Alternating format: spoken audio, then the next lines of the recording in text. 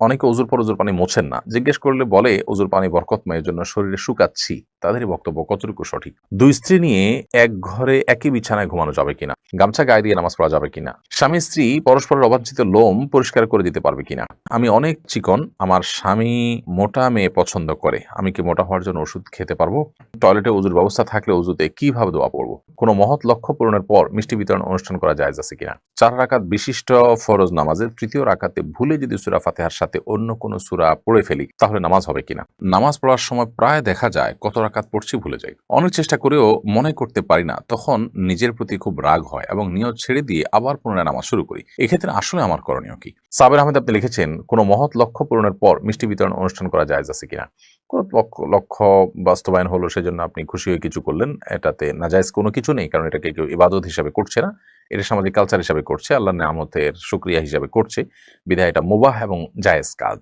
এরপরে অনজিলা খাতুন আপনি লিখেছেন এই আইডি থেকে, ৪ রাকাত বিশিষ্ট ফরজ নামাজের ৩য় রাকাতে ভুলে যদি সূরা ফাতিহার সাথে অন্য কোনো সূরা পড়ে ফেলি, তাহলে নামাজ হবে কিনা? ৪ রাকাত বিশিষ্ট ফরজ নামাজের ৩য় রাকাতে সূরা ফাতিহার পর অন্য কোনো সূরা আপনি পড়ে ফেললে নামাজ হয়ে যাবে। নামাজ হবে না, ব্যাপারটা সেই লেভেলের না। কনিকা হোসাইন আপনি লিখেছেন, টয়লেটে অজুর ব্যবস্থা থাকলে অজুতে কিভাবে দোয়া পড়ব? টয়লেটে অজুর যদি ব্যবস্থা থাকে, তাহলে সেক্ষেত্রে অজুর দোয়া তো টয়লেটে পড়তে পারেন না, যেহেতু আল্লাহর নাম সেখানে আছে। এজন্য আপনি বাহিরে দোয়া পড়ে তারপর ভিতরে ঢুকে হাত দিয়ে অজু শুরু করে দিলেন। অর্থাৎ ঠিক টয়লেটের বাহির থেকে দোয়াটা পড়ে নিয়ে আপনি ভেতরে চলে গেলেন, অথবা দোয়া মনে মনে পড়লেন। ফারিহা আহমেদ আপনি লিখেছেন, আমাদের এক প্রতিবেশী সপরিবারে ঢাকায় থাকেন। তাদের বাড়ির সামনে কিছু গাছ আছে, যেগুলোর ফল খাওয়ার কেউ নেই। ফলগুলো পড়ে নষ্ট হয়ে যায়। সেই গাছ থেকে ফল পেড়ে খাওয়া আমাদের জন্য জায়েজ হবে কিনা? যদি গাছের ফল পড়ে নষ্ট হয়ে যায় এবং মালিক সেটা সংরক্ষণ করবার কোনো ব্যবস্থা না রাখেন, বরং ওপেন রাখেন, কোনো বেড়া-টেড়া না দেন ইত্যাদি, এবং বোঝা যায় তার আচরণ থেকে যে সে এগুলোর ব্যাপারে তার কোনো ইয়ে নেই, আগ্রহ নেই, তাহলে সেক্ষেত্রে সেটা অবশ্যই অন্যদের জন্য খাওয়া জায়েজ হবে। এমডি ফারুক আপনি লিখেছেন ইউটিউব চ্যানেলে, আমি অনেক চিকন, আমার স্বামী মোটা মেয়ে পছন্দ করে। আমি কি মোটা হওয়ার জন্য ওষুধ খেতে পারবো? জি, পুরুষ আইডি থেকে সম্ভবত কোনো বোন আপনি প্রশ্ন করেছেন।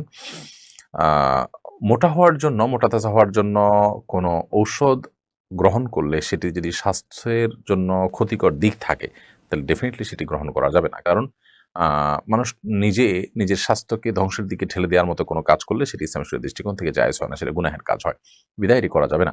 আবার সেই সাথে এও আমাদের মাথায় রাখতে হবে যে আ মোটা হওয়া এটা তো আসলে কোনো ভালো জিনিস না।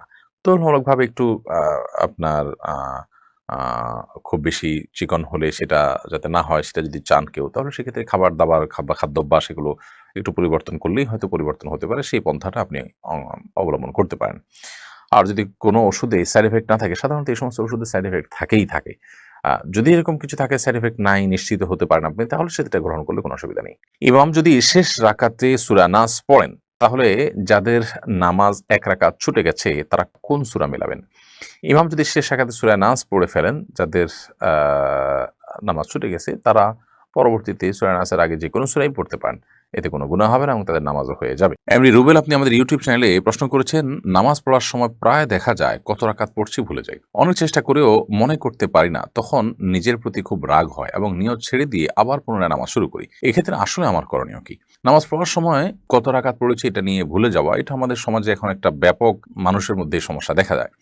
এবং এই সমস্যার মূল কারণ হলো যে আমাদের মনোসংযোগ এখন আর আমরা কোথাও খুব বেশি সময় ধরে রাখতে পারি না।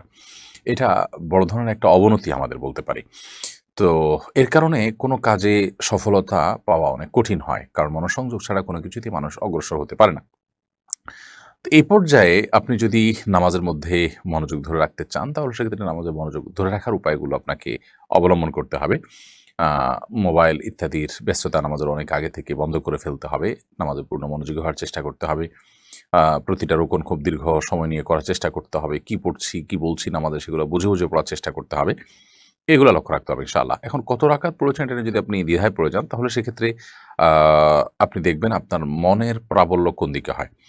আ যদি আপনার মন কোনো একটাকে সায় দেয় যে আমার মনে হচ্ছে আ এইটা হওয়ার সম্ভাবনা অনেক বেশি। অর্থাৎ আ উম ধরা যাক ৩ এবং ৪ নিয়ে সন্দেহ হচ্ছে। তো ৪ হওয়ার সম্ভাবনাই বেশি। তাহলে আপনি ৪ কেই ধরে নিবেন এবং শেষে সিজদায় সাহু দিয়ে নিবেন। আর যদি আপনার মনে হয় ৩ হওয়ার সম্ভাবনা বেশি, তাহলে ৩ কে আপনি ধরে নিবেন, ধীরে সেজদায় সাহু দিয়ে নিবেন। আর যদি ৩ এবং ৪ নিয়ে সন্দেহ হয় এবং আপনি ঠিক মাঝামাঝি পর্যায়ে দাঁড়িয়ে থাকেন। ৩ বা ৪ কোনো দিকে আপনার মনের ঝোঁক বেশি না হয়। আপনি একেবারে ঠিক মাঝখানে দাঁড়িয়ে থাকেন। কোনো দিকেই মন ঝুঁকছে না। তাহলে সেক্ষেত্রে আপনি কমটা ধরে নিবেন। ধরে ৩ ধরে নিয়ে আপনি নামাজ শেষ করে শেষে সিজদা সাহু দিয়ে নিবেন। শাহ আলম লিখেছেন, জানাজার নামাজে যদি কেউ মাসবুক হয়, যদি এক বা একাধিক তাকবীর ছুটে যায় তাহলে করণীয় কি? তাহলে ইমামের সাথে যে তাকবীর আপনি পেয়েছেন ১ টি বা ২ টি সেটি আপনি দিবেন। এরপরে যেগুলো ছুটে গেছে ইমামের সালাম ফেরানোর সময় আপনি সালাম না ফিরিয়ে আপনি বাকি তাকবীরগুলো দিয়ে নামাজ যেরকম ছুটে গেলে আপনি পড়েন, সেরকম যেগুলো ছুটে গেছে সেগুলো পড়ে তারপর আপনি সালাম ফিরিয়ে নামাজ শেষ করবেন। ২ স্ত্রী নিয়ে এক ঘরে একই বিছানায় ঘুমানো যাবে কিনা? যদি কারোর একাধিক স্ত্রী থাকে এবং তাদের সাথে একই সাথে তিনি শোন, যেহেতু শরিয়ার কোনো বিধান লঙ্ঘন হচ্ছে না এবং আ মানে এদের মধ্যে পারস্পরিক পর্দাও নাই, অতএব এটি জায়েজ আছে। বাট শারীরিক সম্পর্ক করলে সেক্ষেত্রে এখানে সতরের বিধান চলে আসবে। সেই কারণে সেটির ক্ষেত্রে অবশ্যই আপনাকে শরিয়ার বিধানের আলোকে আ আপনাকে করতে হবে এবং সেক্ষেত্রে আপনার যদি একে অন্যের সতর দেখেন এরকম কোনো পরিবেশ তৈরি হয় তাহলে সেটা অবশ্যই নাজায়েজ এবং গুনাহ হবে। এমনি কাবির আপনি লিখেছেন, আল্লাহর রাস্তায় দানের ক্ষেত্রে কোন খাত উত্তম? আপনি আল্লাহর জন্য যদি দান করতে চান তাহলে সাদকা জারিয়া, যে দান দীর্ঘমেয়াদে থাকবে তার উপকারিতা, সেটাতে আপনি দিবেন। এরপর যেটাতে দানের প্রয়োজনটা অনেক বেশি থাকবে, কোথাও মসজিদের নিড অনেক বেশি থাকতে পারে, কোথাও টিউবওয়েলের নিড বেশি থাকতে পারে। যেখানে যেটা নিড বা প্রয়োজনটা বেশি থাকবে সেটাকে আপনি প্রায়োরিটি দিয়ে দান করবেন।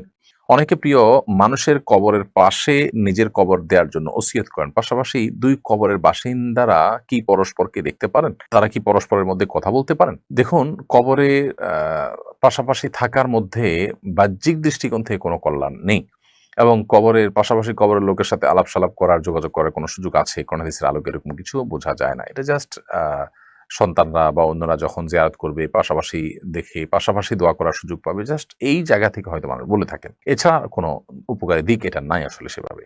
স্বামী-স্ত্রী পরস্পরের অবাঞ্ছিত লোম পরিষ্কার করে দিতে পারবে কিনা? যেহেতু স্বামী-স্ত্রীর মধ্যে কোনো পর্দা নেই, বিধায় তারা যদি কেউ একে অন্যকে এই কাজটি করে দিতে চান, বিশেষ করে বার্ধক্যে বা অসুস্থ হয়ে গেলে অনেক সময় প্রয়োজন হয়, বা স্বাভাবিক অবস্থায় যদি করে দেন সেটি কোনো গুনাহের বিষয় নয়। আব্দুর রহমান লিখেছেন, গামছা গায়ে দিয়ে নামাজ পড়া যাবে কিনা? নামাজ তো হয়ে যাবে, কিন্তু অবশ্যই ত্রুটিপূর্ণ হবে। নামাজের কোয়ালিটি নষ্ট হবে। কারণ আপনি গামছা গায়ে দিয়ে নিশ্চয়ই গুরুত্বপূর্ণ কোনো ব্যক্তির সঙ্গে সাক্ষাৎ করতে যাবেন না। বিধায় এটা আপনার নামাজের যে মর্যাদা সেটাকে নষ্ট করে। অনেকে অজুর পর অজুর পানি মোছেন না। জিজ্ঞেস করলে বলে অজুর পানি বরকতময়, এজন্য শরীরে শুকাচ্ছি। তাদেরই বক্তব্য কতটুকু সঠিক? অজুর পানি আমরা শুকাবো কিনা? এর উত্তর হলো যে নবী করিম সাল্লাল্লাহু আলাইহি ওয়াসাল্লাম অজুর পানি কোন একটা কাপড়ের টুকরা দিয়ে শুকিয়েছেন, এরকম বর্ণনা আছে। আবার মাঝে মধ্যে রেখে দিয়েছেন, এই বর্ণনাও আছে। অতএব ২ টাই সমান পর্যায়ে। তবে ঢালাওভাবে অজুর পানি না শুকিয়ে আপনি যেন শুকে যায় শরীরে, সেটার জন্য রেখে দেওয়া ব্যাপারে পরিষ্কার কোনো নির্দেশ কোন হাদিসে নেই যে এটার ভিতরেই কল্যাণ আছে। বরং নবী সাল্লাল্লাহু আলাইহি ওয়াসাল্লাম থেকে ২ টারই আমল পাওয়া যায়। আমরা যে কথাগুলো জানলাম, শুনলাম, বুঝলাম, আল্লাহ তাআলা আমাদেরকে সেগুলো আমল করার তৌফিক দান করুন।